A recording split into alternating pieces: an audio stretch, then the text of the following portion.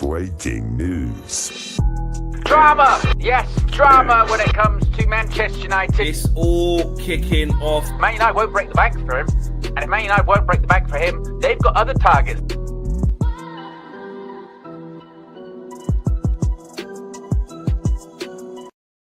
Yes, people, what's going on? Welcome back to United View. Welcome back to another transfer view. Yes. Solo view. Someone said it there. Shout out. Naswi says, flex solo. Yes, 2 days in a row. 2 days in a row.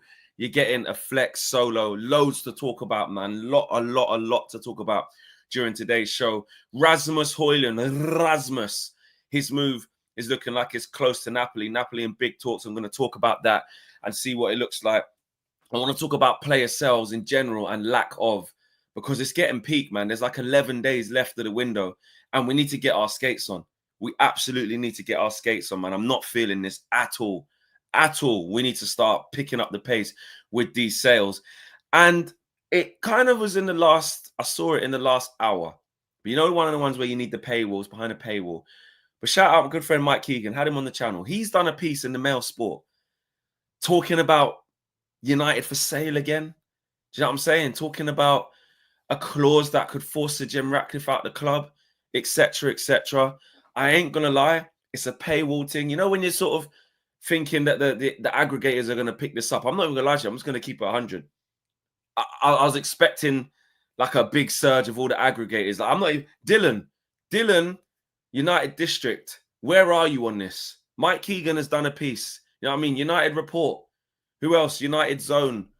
All of these people. You know what I mean? If any of you got the paywall, let me know. Let me know what's going on with this Mike Keegan thing. Man United is officially back on the market as of August 13th. The drag-along clause has expired. This means that if the Glazer family want to sell the club, Sir Jim Ratcliffe can no longer block it. So maybe it might be a little bit of a technicality.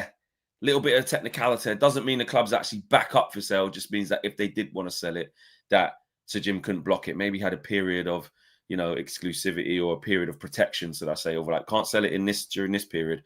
But we'll get to that a little bit later in the show. The main thing I want to talk about is Rasmus Hojlund, because yes, it's looking like he's close to the exit door. We know that, but it's looking like it's really kicking on. And Romano said that Napoli have made new contact with Man United today. This was sort of yesterday for Rasmus Hojlund deal. Talks are underway. Hojlund's camp also in talks with Napoli as players keen on the move, while also he wants guarantees to stay at the club in the future.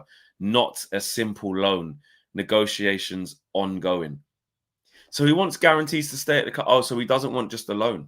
He doesn't want it's not a simple loan, because I think he's saying it's complicated. Or is he saying not a simple loan as in that's not what Hojlund wants? He doesn't want a simple loan. He wants reassurances that he's going to stay at the club in the future. Hojlund's camp is also in talks with Napoli as the players keen on the move, while also wants guarantees to stay at the club in the future. Yeah, so he basically, don't use and abuse me.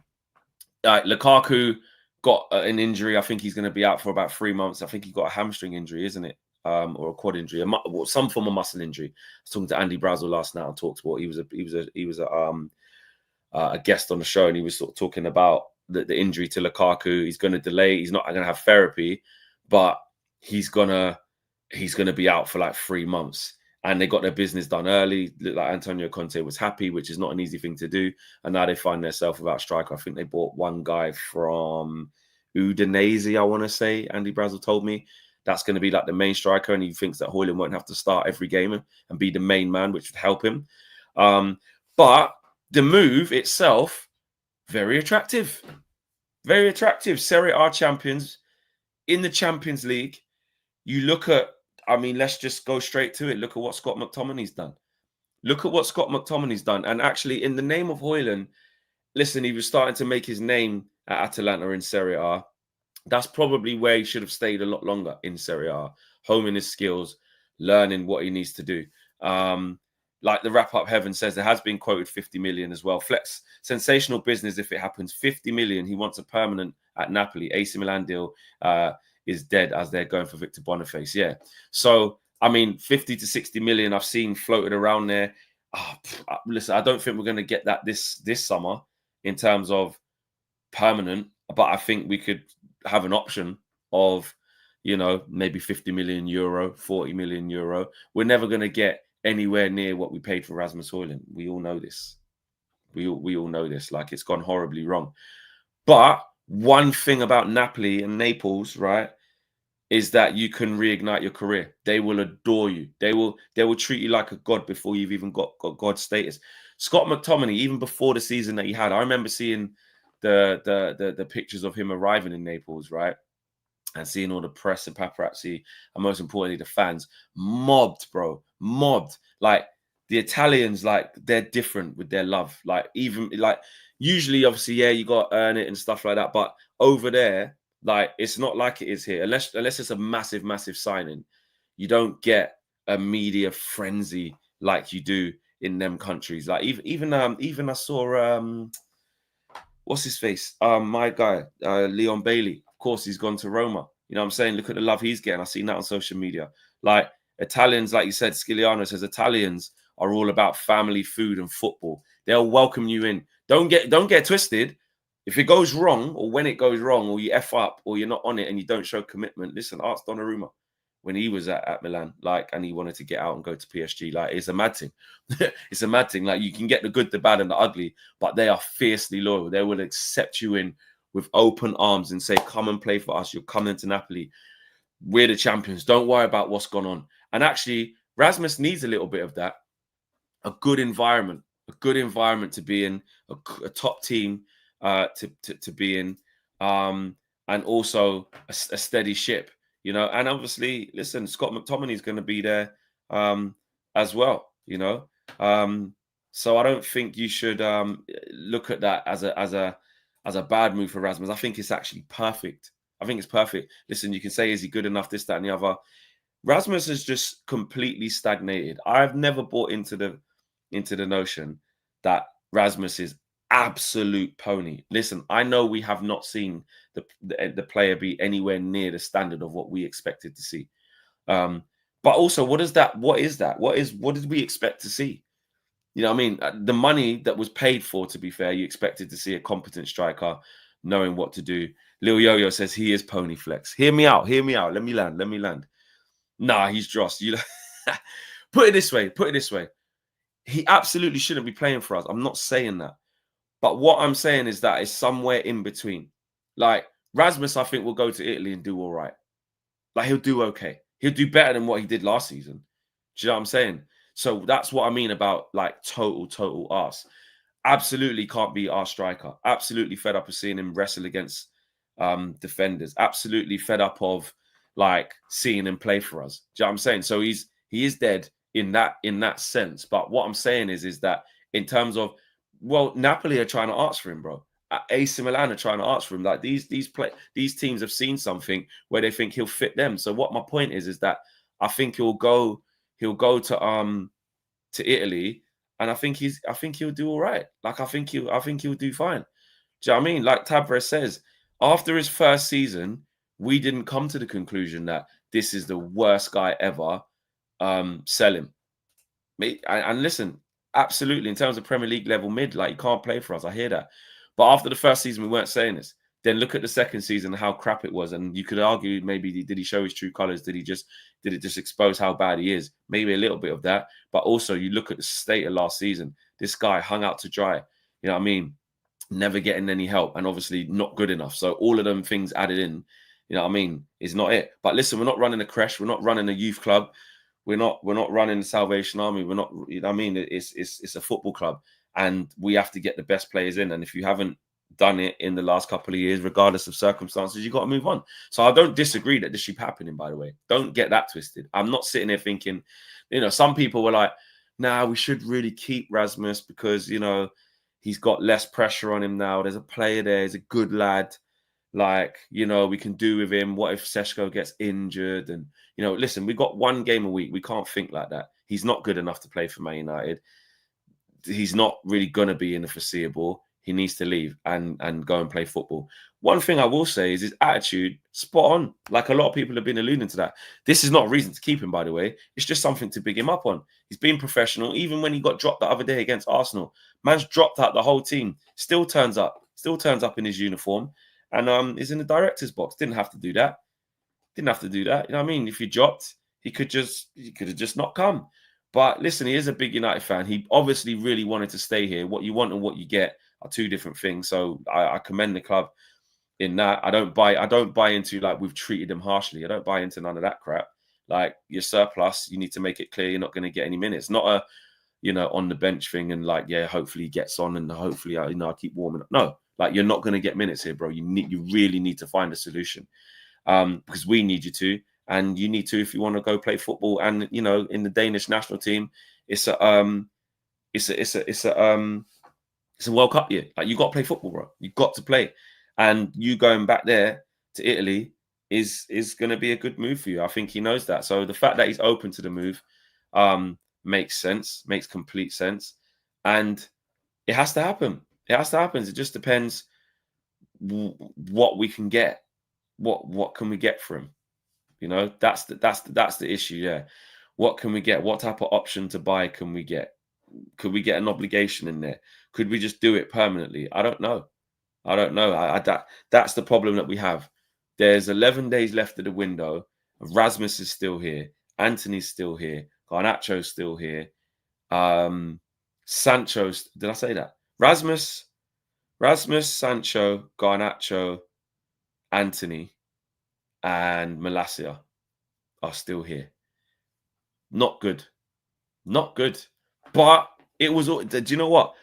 To be fair, there ain't really much point in me getting that mad at this because I always foresaw this being this late. Do you know what I mean? These players, we want these players to leave quick time, yeah. And it's not even like the offers ain't come. People would have come for Rashford if he was more open to different moves, but man said, I only want Barca, so we just had to wait, even though that was fairly early. Garnacho's had offers.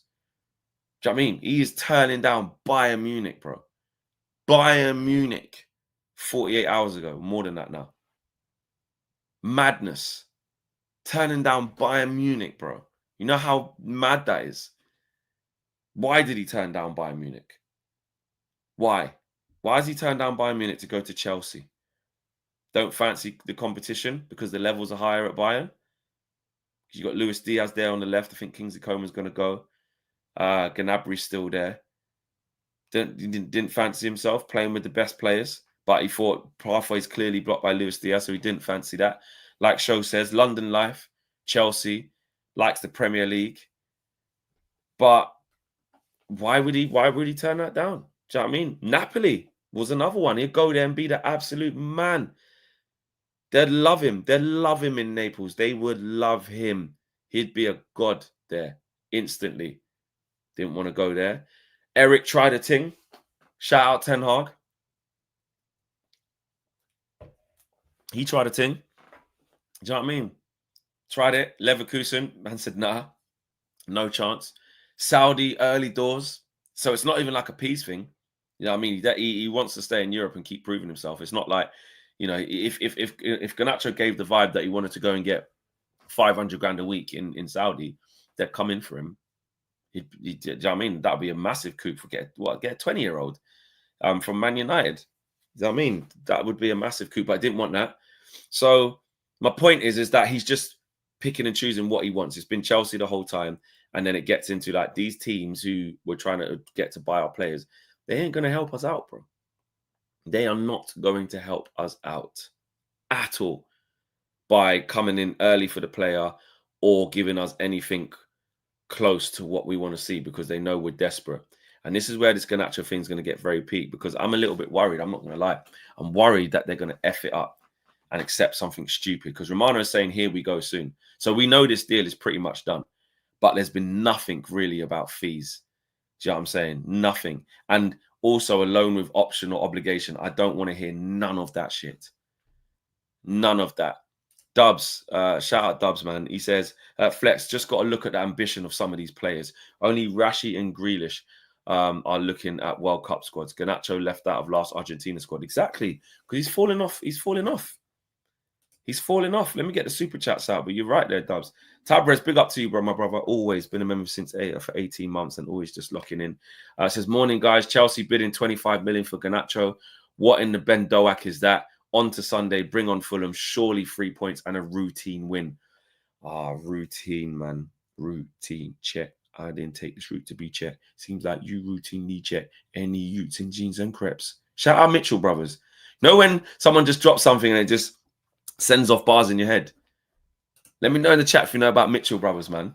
And Kano, Mike Skinner, Mitchell brothers, wicked. But routine win. Bro, that's what needs to happen. I can't remember the last time we had one of them. What was the last? Yeah, 100% Jason and Kano. He was sick on that hook. What was the last routine win we had? I'm gonna say it was, because it weren't Villa. That weren't a routine win. Well, look, it ended up. It was probably Leicester. It was wrap up. Ever says there's no routine wins. It was probably Leicester, and Rasmus scored in that game actually. So did Garnacho. So did Bruno. Dusted them 3-0 like you meant to. Oh, Bilbao. Yeah, true.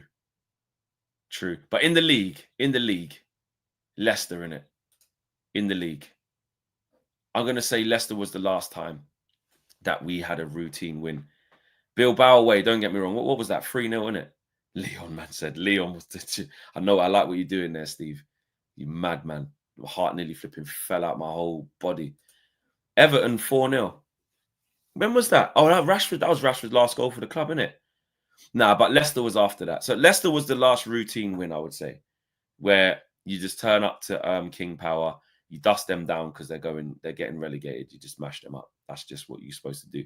That was the last routine win. And then even that routine win came when, you know what I mean, we're rubbish. We were all the way down there. So we don't do a lot. Actually, yeah, that Everton game, we were crap. And then we got a corner in it. And then Rashford shot and it hit off someone from the corner and it went in. And then we just ended up winning 4-0. But we weren't great in that game. But yeah. Routine win, Atabra says, we'll sit and wait on that one to see about that. But definitely bring on Fulham. I am excited for that. I want the game to just come because I almost want to, you know, like that worry of like, I want to make sure like we're not being hoodwinked. Like I want to make sure we actually are better with these signings properly. Like, because it is true. Like, obviously we did lose and it is Arsenal. Like getting up for it against Arsenal, you do have to be careful about how much praise you give. And listen, I'm one of the most positive people out of the performance we saw, and looked at the individuals and looking at like, right, we bought him and him. They look better individually. Like we just look better just off of better individuals, which actually Bradley was talking about. So there's going to be an incremental change just by buying better players. Got to legislate for that. But the sample size, like I always say, is what's going to tell us whether, you know, the manager's got hold of them and the whole team know what they're doing and everyone else has improved by whatever percent, not just the new side. Like if we just keep seeing Cunha and Mbeumo running everything, I get that'll be good because that's what we bought them for, but the others need to match that. Do you get that? Like the back three need to match that. They need to step up. The wing backs, like, you know, Dorgu is doing that. Dalot, if he plays, has to up the level, which it's not looking like he is. He needs to be Ahmad. Central midfielders, whether that's Bruno and Casemiro, Bruno and Ugarte, Bruno and Kobe and Cass, Ugarte and Cass, whoever it may be. Do you know what I mean? Mason Mount, Xerxes when he starts playing. Like everyone has to raise their levels. It can't just be Cunha and Mbeumo just trying to do a madness, because then we'll just go from we're nothing without them to, which again, I know they're new, so there's going to be a heavy reliance on them because that's what we bought them for. But it can't just be them that are showing any form of levels, and of course Sesko. So we'll see, man. We'll see. Amanor says if we sell Garnacho and Rasmus, I'm not going to cuss him that you do. Can we get Baleba? No, we can't get Baleba. We can't. Well, actually, to be fair, in a hypothetical world, if you sold those two, I see what you're saying. Actually, let me not shut that down, because the reason why I just think we're not going to get Baleba is, bro, remember they didn't even really quote as a price. They just said he's not for sale. I just think they're comfortable keeping him another year and saying, listen, we're not engaging. There's, you know, less than 2 weeks left of the window. But at the time of negotiating, it was more, probably about 3 weeks, maybe a month. But they were like, nah, we're just not entertaining it. He's got good chunk left on his contract. We don't need to sell. We don't need to put ourselves in a position where we're selling him now. We're quite comfortable to keep him. He's going to keep his standards high. He's still going to be a £100 million player or thereabouts next year. But if we sold Garnacho and Rasmus, of course, that would bring in significant funds. If we sell Garnacho for what we're meant to sell him, and I'm just being realistic, obviously I want the 50, but I think that's going to be hard. I think it's going to be like 40 million with some add-ons. I think it'd be that, maybe even 20% sell-on clause. Who knows? But if I'm being realistic, and Chelsea fans will disagree because they're like, you need to sell him. Shout out my boy Sam Abuseki. Obviously, we spoke to him in Atlanta, and he's a big Chelsea fan, and he was saying, no chance, you're not getting that. He's like 30s, take that because you need to sell him. So they'll see it differently. But I think if we negotiate properly, Garnacho shouldn't be any less than 40 million base. Then we talk about add-ons, bro. I'm not even opening the conversation unless it's 40 million base. Do you know what I'm saying? Up front, minimum. Should be a light 45 up front. But let's be fair. It's probably not going to be that. I hope for our sake it is, because we cannot afford to F this up. And then, like you said there, Aminor, if we sold Rasmus as well for like, I don't know, I've seen 50 million euros quoted, but we're not going to sell him. I think it's going to be a loan with an option. Do you know what I mean? But if we did sell them too, it would be significant funds, but still not enough to get Baleba, I don't think.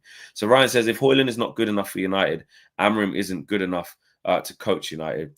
Same rubbish, different labels, standards for everyone. But, well, what do you mean? Like what? Because you're saying so, because I know you're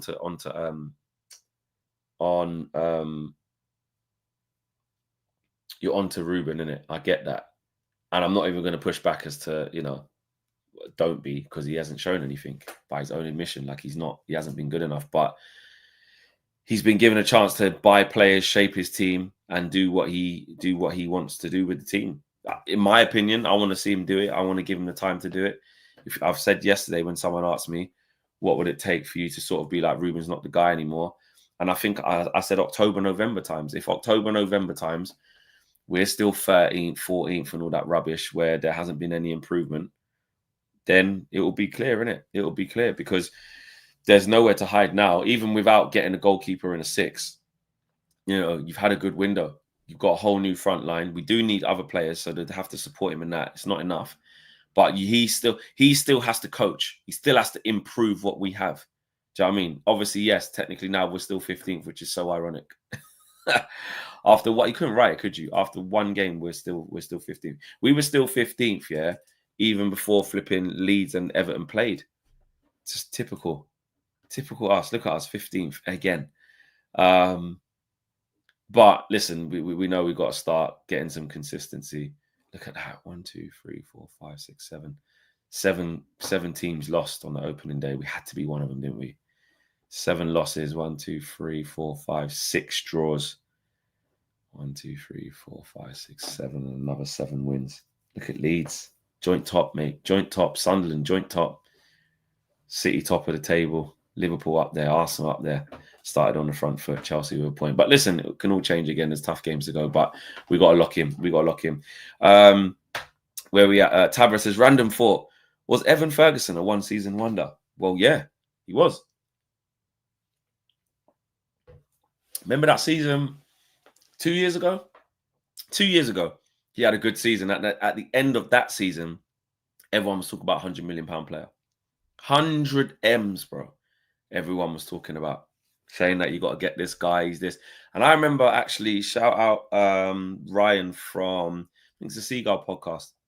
Does a lot of good Brighton content. I think we had him on.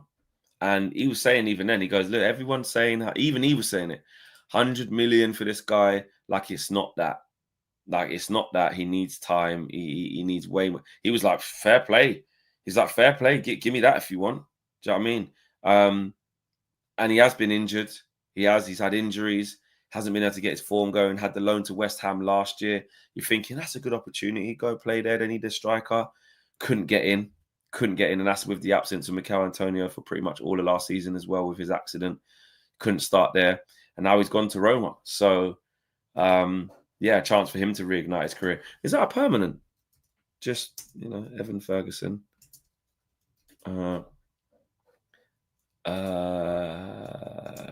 Transfer. Is it on loan? Season-long loan. Right, okay. Move is officially announced. Yeah, so he's gone there on loan. So he's looking like he needs to find a home. He's getting a lot of loans and trying to work out where he needs to land. Do you know what I mean? Which ain't easy. Which ain't easy for young strikers, or any young players. Ahmed says, we will end the season in the top 6.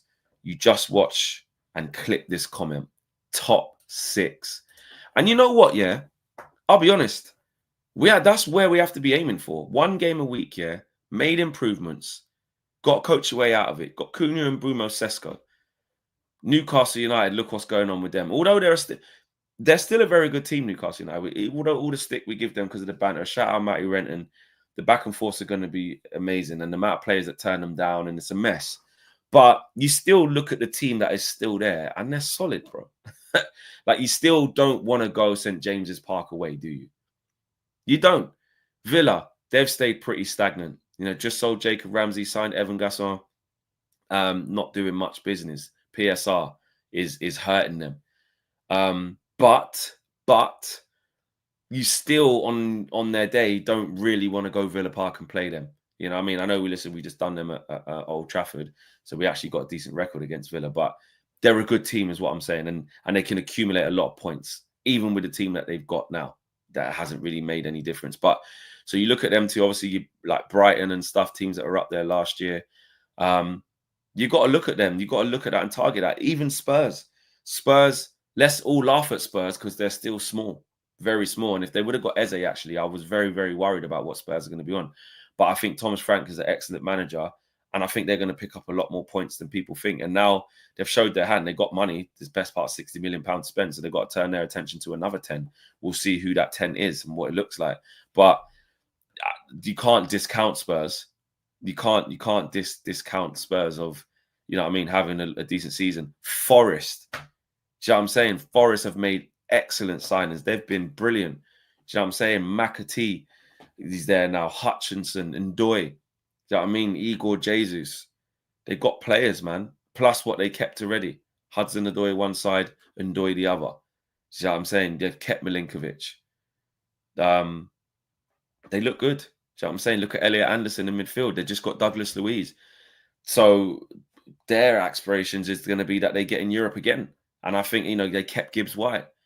So they're looking good. So it's always that Villa, Newcastle United, and Villa, Newcastle, Spurs, and Forest. That's 4 teams we've got to leapfrog. 4. Plus obviously all the others, but they're just the ones that I'm saying I think they're good and will have good seasons. The top 4, I think, will be the top 4 of what we all agree it should be in whatever order of City, Liverpool, Chelsea, Arsenal, whatever order you want to have. I'm almost certain of it. Unless, Chelsea, you could say, is not a sure thing if they don't get centre back, keeper, etc. But you never know. They could not pull up trees. How they started the other day weren't great, were they? So they still got that in them. Hopefully we can drag them into the sort of mess where we're in. But there's a lot of teams we have to get past, is my point. But as Alma said, he's targeting top 6. Tavares says flex counting the wins like the number's going to be different to the losses. Exactly. 7 losses, 6 draws, 7 wins, 2. I went to Oakland to drink this. It's not going to open. Maths, definitely not your thing. Mental arithmetic on the spot, bro, without time to work things out, is not my forte at all. Do you know what I'm saying? If you fired sums at me now, or 6 times 7, 4 times 8, you know what I mean, 9 times 5, all these things, bro, I'd be stuck for ages. My mental arithmetic is terrible. And maths is not my strong point. 100%. Joel says he was not chasing points or get the best out of what he had. He only tried to get his system integrated. Not fair to judge him for previous season. I hear that, Joel. Obviously, you're talking about Ruben, but a lot of people do disagree, bro, in terms of like the stubbornness that he had last year. The stubbornness that he had last year to be like, you know what? This is just my system. I don't care if we get licks. I don't care. Like, I do not care if we're getting beat up every week. We're going to be better for it. Do you know what I mean? We'll be better for it. And now we're into the season where we're going to find out if we're going to be better for it. Because if we took all them licks for nothing, lost the Europa League to Spurs as well, the most embarrassing moment for me of being a Man United fan was everything all in one last year, finishing 15th, and then on top of that, losing a European final to Spurs. That's pits of hell shit, man. That's like lower than low. And Spurs actually finished lower than us in the league. Do you know what I'm saying? Which slim pickings were both crap. But we like that's the lowest time for me. So if you're telling me that our lowest time counted for nothing because we came back this season and we were just as crap, then he's asked to go, bro. It's that simple. That I'm definitely, you know me, I am not the type of content creator. I am not the type of fan that does that whole get him out of my football club, rare or in. I'm hammering in. Where's all the come join me? I'm not. I don't really care for all of that. I actually don't. I actually don't really enjoy that. I don't like that type of are you in, are you out? When are you gonna be out? When are you gonna be in? I just judge the manager as I see it.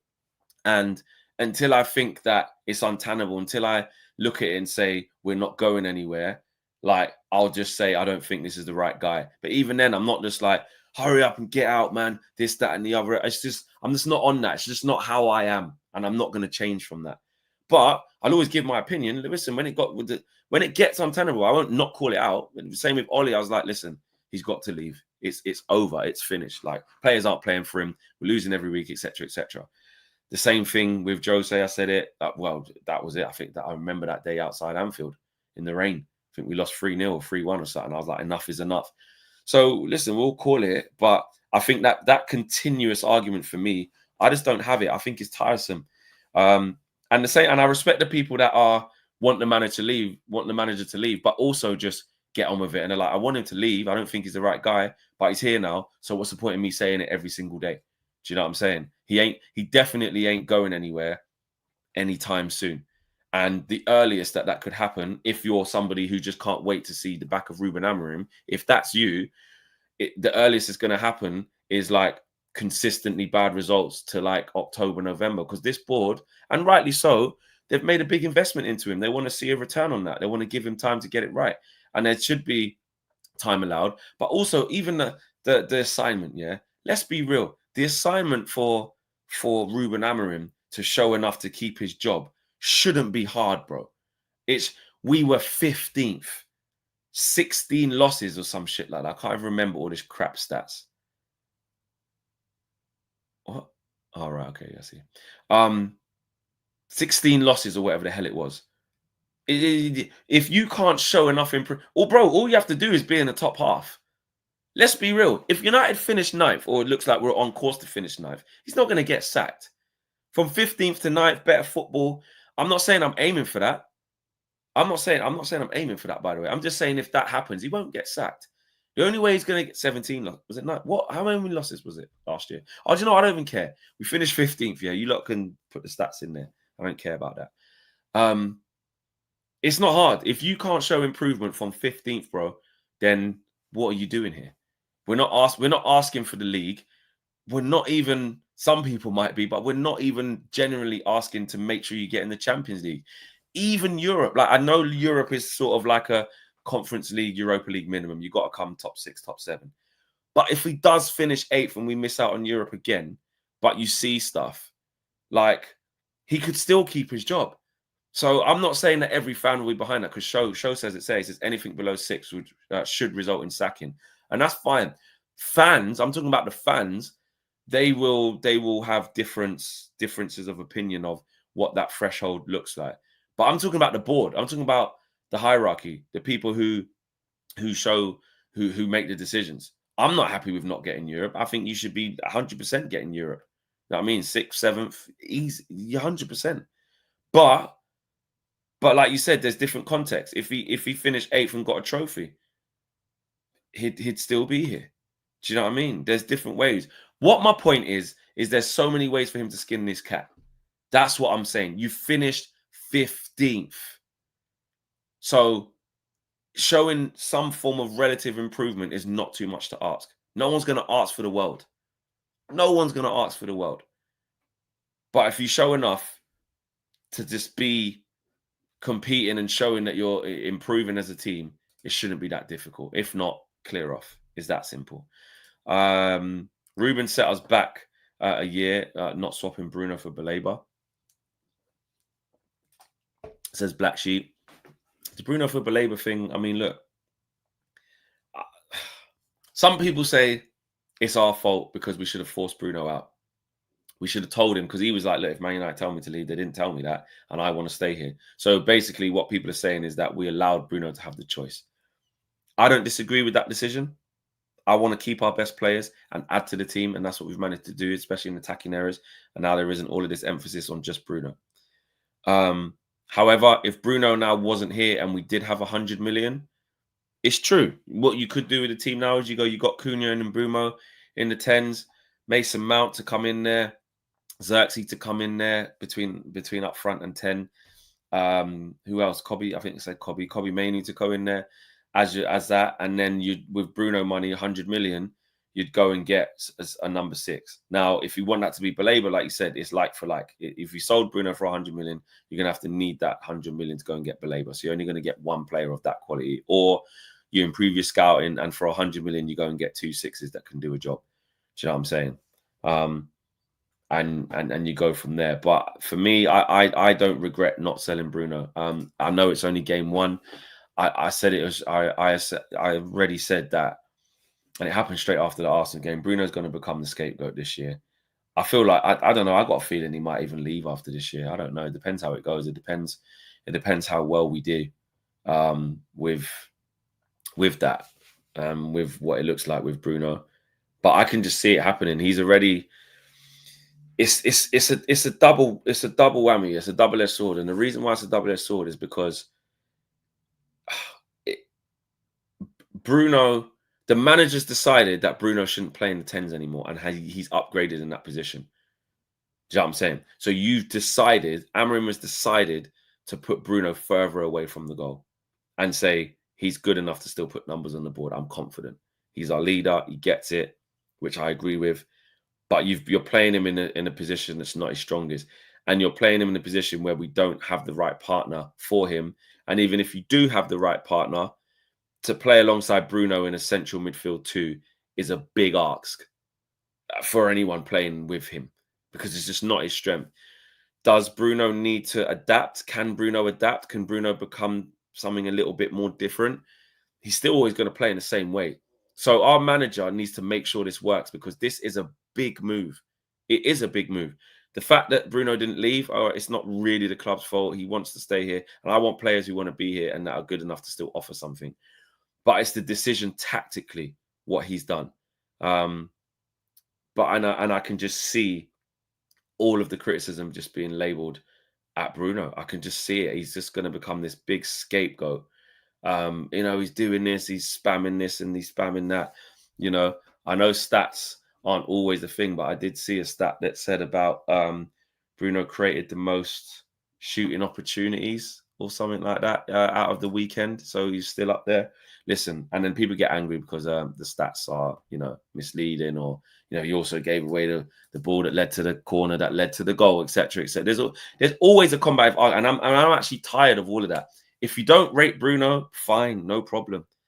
I'm not trying to keep having that. It's draining. And if you do rate Bruno, then I agree with you. I do rate Bruno, but I rate Bruno. But I've said many, many times, even before we got Mbeumo and Sesko, because it was, we already had Cunha. I knew that.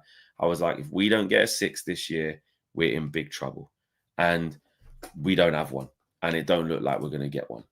Let's be real. It doesn't look like we're going to get one. Scratch my last comment. We will be in the Champions League 2026 as Ahmed. So Ahmed's going. You're going one further, bro. You're on it. You're saying we're going to be in Champions League. It's a big shout, bro. It's a big shout. We're at just under 1,500 people watching. We've got 291 likes. To be fair, I haven't been pushing. That's very bad of me. You should have reminded me, people. Smash up the like button, man. You lot know what to do. Yeah. Jivak says, given we were 15th last year, is a more realistic target a top 8 finish and a Europa League berth through the FA Cup win. For an FA Cup win, I doubt we can go from 15th to 6th. Yeah, listen, listen, rivals will say Man United fans are so stupid they think they're going to finish in the top 6. Because when you still look, like I said, when you still look at Newcastle United, even Spurs, we ain't beaten Spurs. We don't even have the right to cuss Spurs. We do in terms of what happened with Eze and all of that. I'll be doing that on the Football Flex after this, by the way. That stuff, absolutely. But in terms of when it comes to actually seeing them and playing against them, bro, they've had our pants down for last four games, bro, including the European final. We ain't beat Spurs in ages. We owe them a stuffing, bro. We haven't beat them in ages. So to just assume we're going to finish above them, I know we did last year, but we have to be careful with that. You have to be careful with that because they've made changes. And again, like I say, Newcastle United, for all the banter that's been had, bro, it's let's have it. But them man are beating us home and away comfortably. Very, very comfortable, especially away. Licks all the time at St. James's Park. And they're coming and mashing us up at Old Trafford as well, like they did last year. So we owe them. Villa.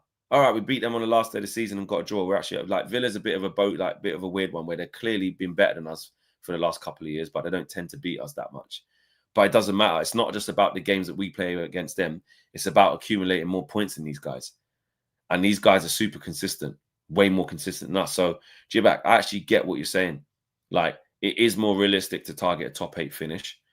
But saying, like, we're going to win the FA Cup is hard, isn't it? Because look at the teams you're going to have to go through to do it. Maybe you could say you got a better chance, one-off game, semi-finals, nice draw. All of a sudden, you can avoid all the most difficult teams and end up just in a final in a one-off game against City or Liverpool or Arsenal, whoever it is, whatever it is, But at the same time, let's be honest, that's not a given as well. Do you know what I'm saying? It's not a given. Terence says, one thing that is concerning me this season is week 1, and we are already seeing VAR/ref mistakes.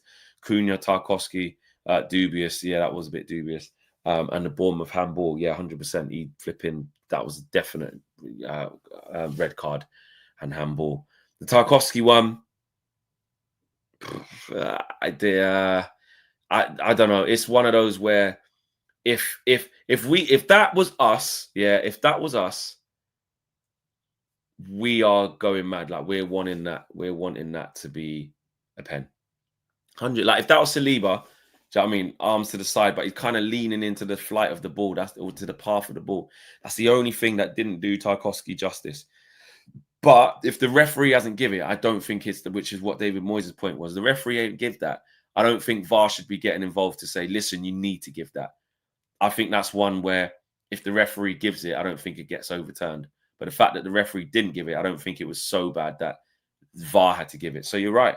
The Cunha one, I've seen it and I'm like, it does look like a pen, but then I look at other angles, I'm like, is there enough? But it is clumsy from Saliba. It is clumsy and he doesn't really get the ball. So on that, you could argue for a penalty for sure. But just what you said, Terence, just about the VAR stuff in the first week, 100%. I agree.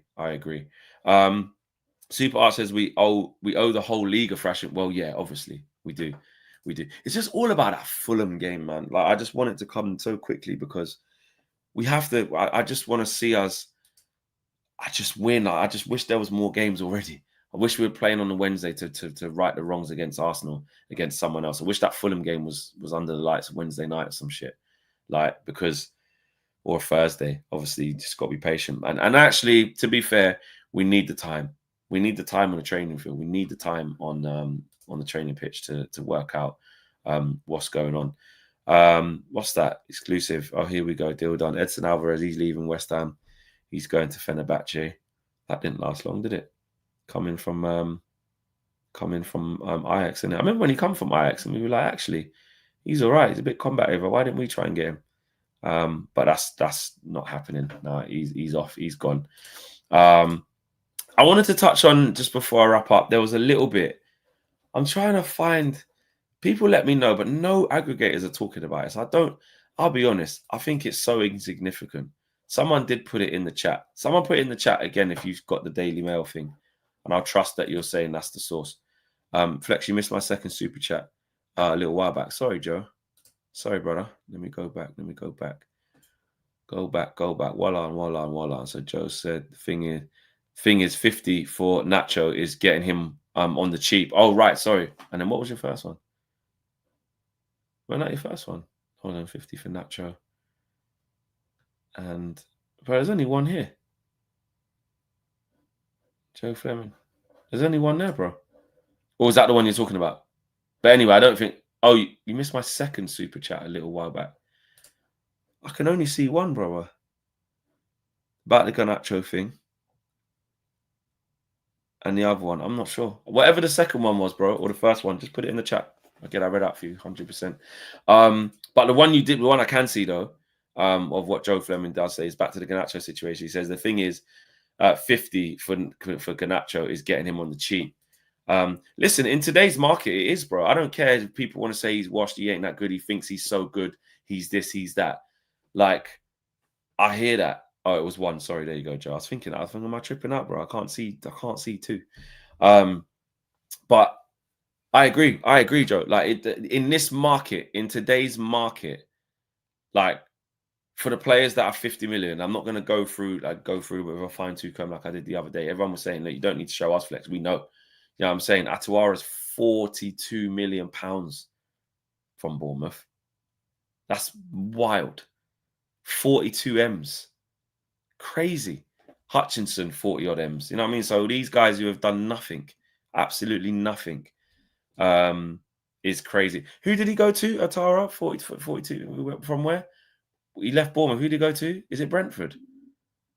I think it's Brentford, isn't it? I swear it is. Someone put it in the chat. Who did he go to? Is it Brentford? For 40 mil? Yeah, Brentford. Show said there. So, you know what I mean? Brentford dropping 42 M's. They were trying to get Amari Hutchinson as well, weren't they? But dropped 42 M's on the guy that don't get in at Bournemouth. You know what I'm saying? Dub says Eze got 8 goals last year, 68 million. And Bumo, 62 million, got 20. Do you know what I'm saying? It's skewed. Like, there's a lot of stuff that's skewed. Ben Doak, like we said yesterday. Ben Doak, like we said. And Ciso, brother.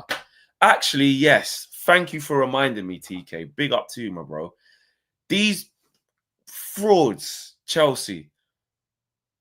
They've got Julio Enciso, who, when he burst on at Brighton, burst on the scene, you're thinking, this kid's got something. Wow.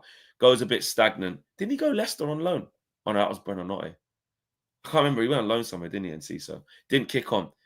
And they bought him for 25 million. And that's a light. You know what? They're just going to dash him to Strasbourg. Mad. So that's what 25 M should get you. And Enciso. And listen, he's all right. But he ain't put in the type of numbers or the type of work or sample size in the Prem that Garnacho has. 25 million. Thank you for reminding me of that. I'm doing a video with Matisse today, actually. He's coming on the channel. Oh, we're going to talk. And we got DR later on as well. This guy needs to pay the F up. I'm sick of it. Chelsea getting away with it all the time. And I've been actually giving them props. I've been giving them, you know what I'm saying? I've been giving them props and bigging them up for improving, and actually there's a method to the madness. They just flipped Renato Vega yesterday. I can't remember where he went to. Is it Fenerbahce or Galatasaray? I can't remember. For like 25 million. They bought him for 12 million. Like last year or the year before that, whenever it was. These guys are just flipping guys like nothing. The amount they get in sales is crazy. But that's the model. That is the model. Who's the mad ones? Is it us for not realizing the loophole? Is it us for not doing it? Who's the mad ones? I don't know. Mate, Forest out there outspending us. Forest are on it. Tushar. They're on it. You know what I'm saying? They are, and they look really strong for it. 12.5 million. Oh, that's it. Villarreal. Nah, mate. I said that yesterday. 40 million. Jacob Ramsey. That's Garnacho money, bro. That's Garnacho money. He's done more than him in less games for a bigger club and won stuff. Do you know what I'm saying?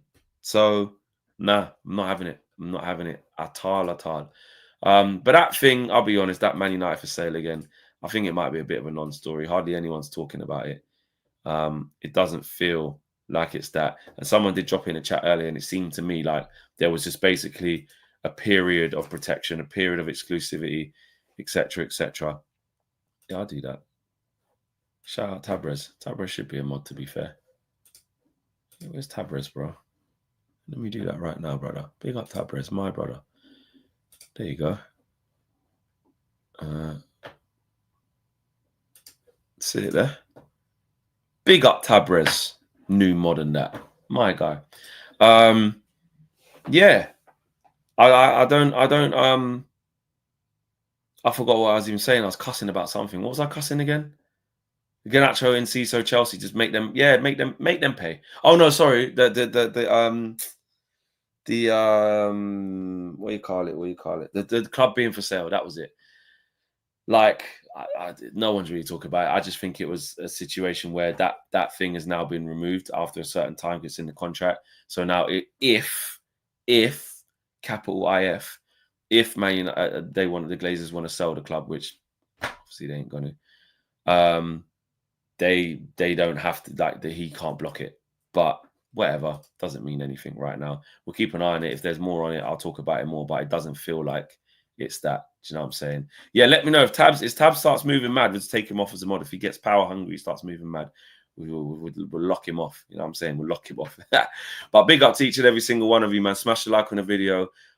Jump over to Football Flex. I'm going to be doing Eze, talking about Eze. Got to do that. Got to laugh at Spurs and see how that affects Arsenal. So shout out that and subscribe here. New show coming for you tonight. Check it out. Don't be late. Be there, 7 p.m. tonight. Nice new show for you. You're going to enjoy it. I'll tell you that. And look out for the video of me and Matisse as well. I'm not sure when I might put it out this afternoon. So yeah, big up to you lot. I'm out of here. Take care. Peace.